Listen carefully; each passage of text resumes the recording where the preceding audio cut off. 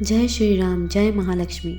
स्वागत है आप सभी का एक बार फिर से आपके अपने चैनल कथा हमारी पर। वैसे तो माना जाता है कि ये त्यौहार भगवान श्री राम के वनवास पूरा करके लौटने की खुशी में मनाया जाता है, लेकिन ये त्यौहार केवल भगवान राम के कारण से ही नहीं बल्कि इसके कई पौराणिक कारण हैं जिसके बारे में लोग बहुत कम जानते हैं।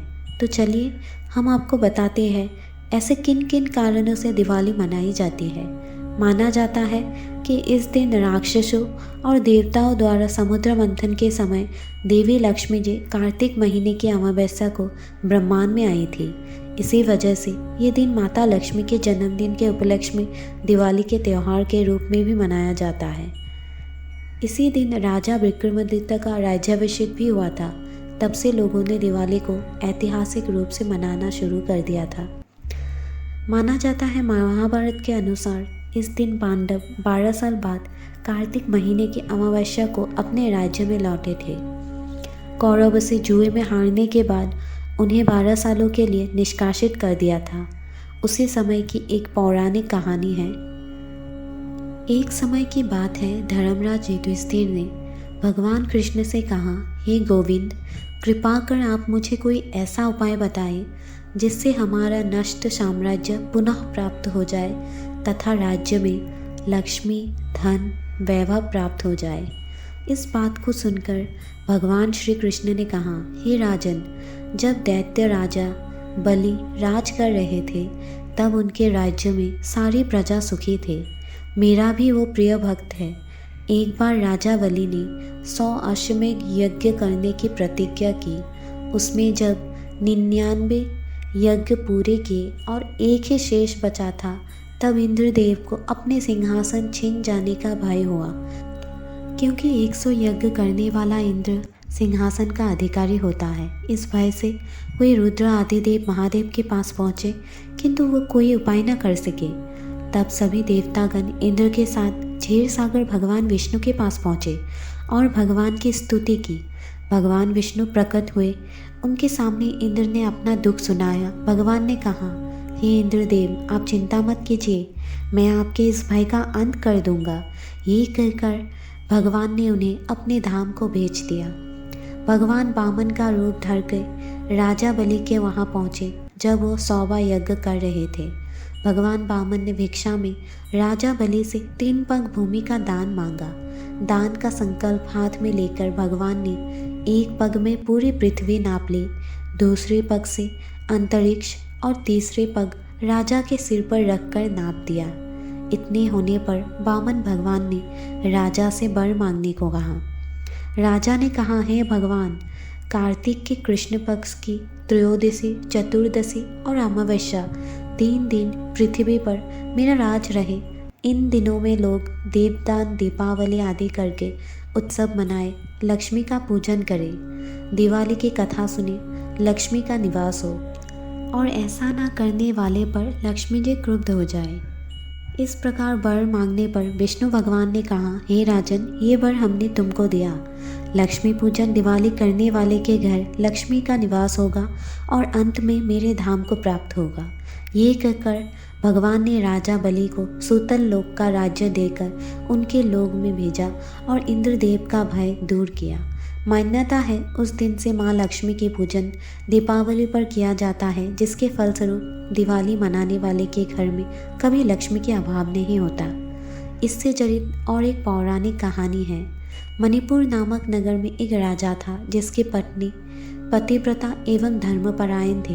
एक दिन उसकी पत्नी अपनी छत पर स्नान के निमित्त अपने गले के सुंदर कीमती 9 लाख का हार को उतारकर वहां स्नान करने लगी। उसी समय आकाश में घूम रही चील की दृष्टि हार पर पड़ी और वो उसे लेकर उड़ गई। एक स्थान पर एक बुढ़िया की झोपड़ी की छत पर मरा हुआ सर्प पड़ा था। जैसे ही उसकी दृष्टि सर्प पर पड़ी, चील हार छत पर छोड़कर सर्प लेकर चली गई। उधर रानी हार चील के द्वारा ले जाने पर उदास होकर अपने महल में चली गई। थोड़ी देर बाद राजा के आने पर उनसे सारी बात बताई। राजा ने उसे विश्वास दिलाया, हार अवश्य मिल जाएगा। ये कहकर राजा सभा में पहुंचा। सारे नगर में ढिंढोरा पिटवा दिया कि जो रानी का हार लाकर देगा वो मनचाहा वर पाएगा। दूसरे दिन एक बुढ़िया हार लेकर राजा के पास पहुंची और राजा को वो हार दे दिया। फिर राजा ने उसे वरदान मांगने को कहा। उसने वरदान में मांगा कि आज से 4वें दिन दीपावली है, उस दिन नगर में महालक्ष्मी के पूजन कोई ना करे, केवल मैं ही करूँगी। उसके लिए पूजा के सारे सामग्री मेरे घर में भिजवा दे। इस बात से आश्चर्य से राजा ने पूछा कि इस पर से तुम्हें क्या लाभ हुआ। बुढ़िया बोली, हे राजन, इस दिन लक्ष्मी पूजन एवं दीपावली करने से महालक्ष्मी प्रसन्न होती है, सदा उसके घर में स्थित रहती है। राजा ने कहा, मुझे भी लक्ष्मी पूजन करना है। बुढ़िया ने कहा, प्रथम मैं करूँगी, बाद में आप कर लेना। ऐसे करने पर राजा एवं बुढ़िया के घर अतुल संपत्ति का निवास हो गया। इसीलिए श्री महालक्ष्मी की प्रसन्नता के लिए बड़े रात से लेकर रंग की झोपड़ी तक में श्री महालक्ष्मी का पूजन होता है। दिवाली की कथा सुनी जाती है।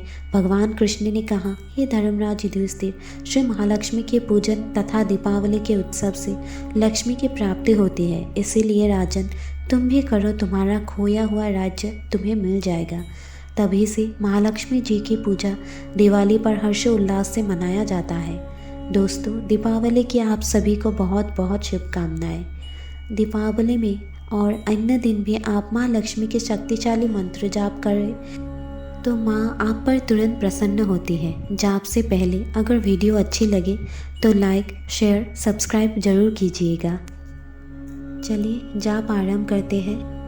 ओम श्रीं ह्रीं क्लीं श्रीं सिद्धलक्ष्मी नमः। ओम श्रीं ह्रीं क्लीं श्रीं सिद्धलक्ष्मी नमः। ओम श्रीं ह्रीं क्लीं श्रीं सिद्धलक्ष्मी नमः। ओम श्रीं ह्रीं क्लीं श्रीं सिद्धलक्ष्मी नमः।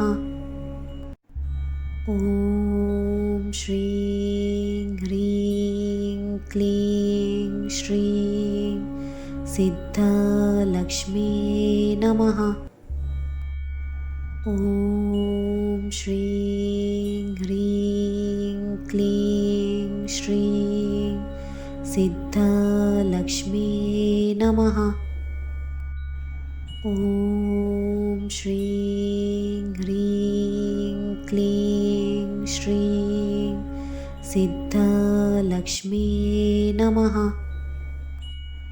ओम श्रीं ह्रीं क्लीं श्रीं सिद्धलक्ष्मी नमः। ओम श्रीं ह्रीं क्लीं श्रीं सिद्धलक्ष्मी नमः।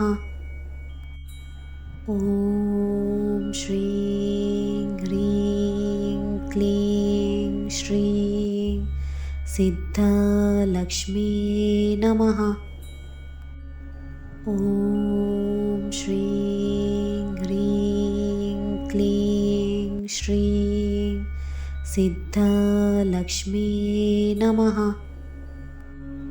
ओम श्रीं ह्रीं क्लीं श्रीं सिद्धलक्ष्मी नमः। ओम श्रीं ह्रीं क्लीं श्रीं सिद्धलक्ष्मी नमः। ओम श्रीं ह्रीं क्लीं श्रीं सिद्धलक्ष्मी नमः। ओम श्रीं ह्रीं क्लीं श्रीं सिद्धलक्ष्मी नमः।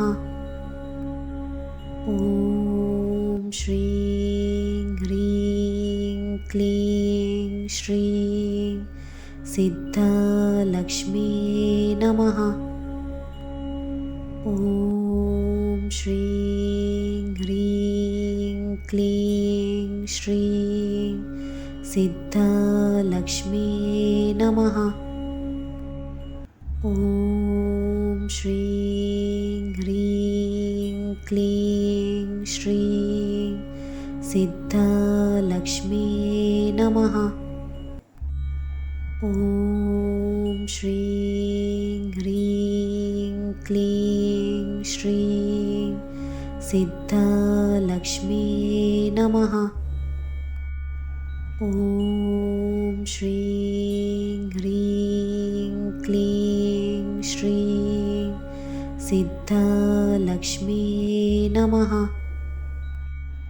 ॐ श्रीं ह्रीं क्लीं श्रीं सिद्धलक्ष्मी नमः। ॐ श्रीं ह्रीं क्लीं श्रीं सिद्धलक्ष्मी नमः।